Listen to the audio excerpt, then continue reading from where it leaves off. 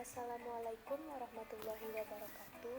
Hai teman-teman semua, kami dari kelompok 3 ingin memenuhi tugas mata kuliah Teknologi Bahan kelas 16 Program Studi Teknik Sipil Angkatan 2020 Universitas Syekh Kuala.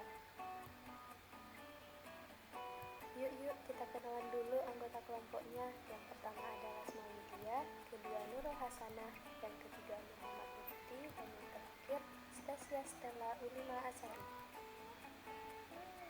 Oke teman-teman, pada kesempatan kali ini kami akan mencoba membahas tentang material pembentuk beton. Pertama-tama kita harus tahu dulu nih, apa itu beton. Menurut SNI 032847/2002, beton adalah bahan yang didapat dengan mencampurkan semen Portland atau semen hidrolik yang lain, agregat halus, agregat kasar, dan air dengan atau tanpa bahan tambahan yang membentuk massa padat.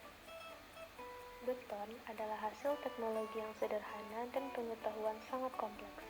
Dua hal ini pada waktu yang sama akan menyebabkan beton menjadi sempurna dan bisa juga sebaliknya, di mana tergantung keahlian penguasaan pengetahuan yang kompleks tersebut. Penggunaan beton sangat banyak kita temui pada infrastruktur. Contohnya, di atas tanah ada gedung dan jembatan, di bawah tanah seperti pondasi dan terowongan, di dasar laut seperti pipa minyak dan anjungan lepas pantai, di atas air seperti kapal-kapal perosotan. Nah, secara sederhananya, beton adalah campuran antara air, semen, agregat halus, agregat kasar, dan bahan tambahan lainnya. Kelebihan dan kekurangan beton. Nah, di sini kita mempelajari tentang kelebihan beton, yaitu dapat lebih mudah dibentuk sesuai dengan kebutuhan konstruksi, kemudian mampu memikul beban yang berat, tahan terhadap temperatur yang tinggi, serta biaya pemeliharaannya yang kecil. Sedangkan kekurangannya, bentuk yang telah dibuat sulit diubah. Mengapa demikian? Karena sifat dasar atau sifat utama dari beton adalah keras. Kemudian butuh ketelitian tinggi dan daya pantul suaranya besar serta berat. Selanjutnya yaitu tentang bahan pembentuk beton.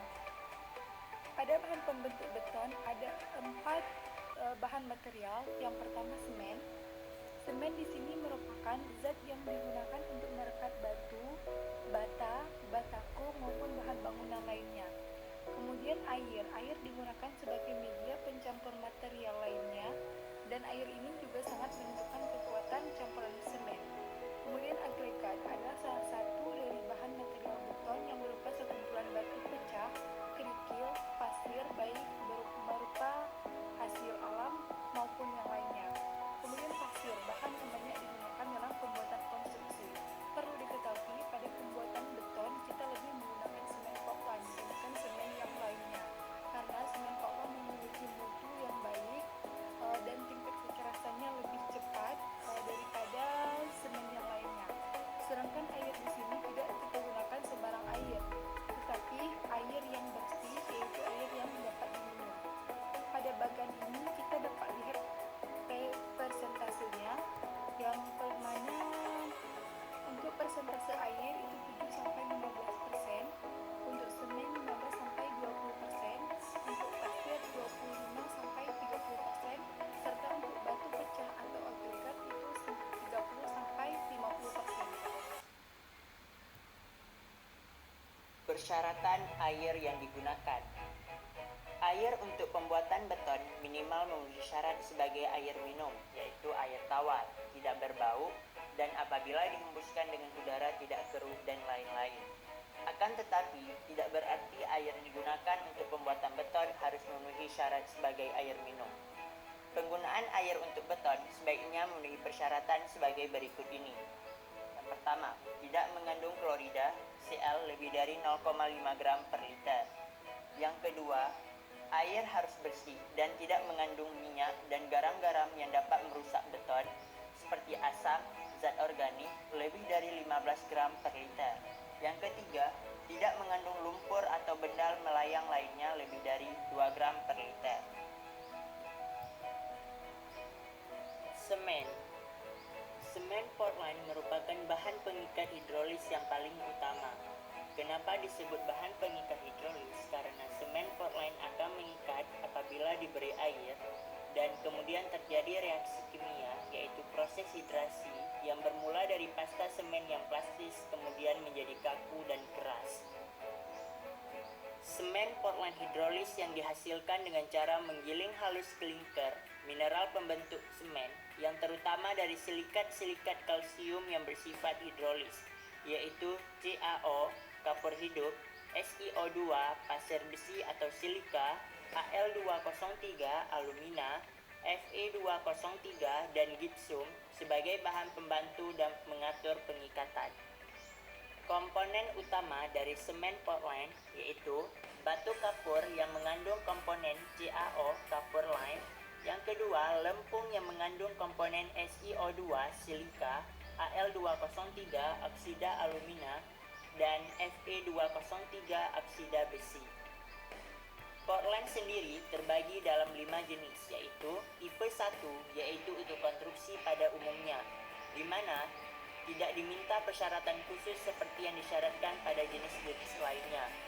Yang tipe kedua, yaitu untuk konstruksi secara umum, terutama sekali bila disyaratkan agak tahan terhadap sulfat dan panas hidrasi yang sedang. Tipe 3, yaitu untuk konstruksi yang menuntut persyaratan kekuatan awal yang tinggi. Tipe 4, yaitu konstruksi-konstruksi yang menuntut persyaratan panas hidrasi yang rendah. Dan tipe kelima, yaitu konstruksi yang menuntut persyaratan sangat tahan terhadap sulfat.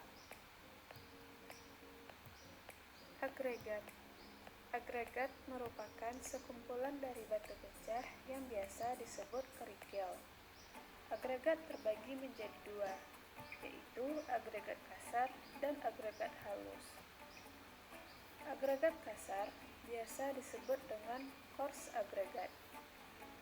Agregat kasar harus terdiri dari butiran yang keras dan tidak berpori. Agregat kasar yang butirannya pipih hanya dapat dipakai jika jumlah butir-butir pipihnya tidak melampaui 20% berat agregat seluruhnya. Agregat kasar tidak boleh mengandung lumpur lebih dari 1% dalam barat keringnya. Bila melampaui, harus dicuci. Agregat halus biasa disebut coarse. Agregat halus merupakan pasir yang terdapat butiran-butiran kerikil yang kecil. Agregat halus berupa pasir adalah agregat yang semua butir menembus ayakan 4,80 mm. Meskipun agregat hanya berfungsi sebagai filler atau pengisi, namun agregat sangat berpengaruh terhadap properti beton.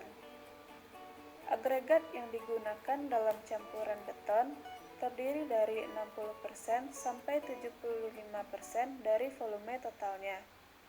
Oleh karena itu, perlu perhatian terhadap bahan ini, sebab sifat-sifatnya sangat mempengaruhi hasil pembuatan beton.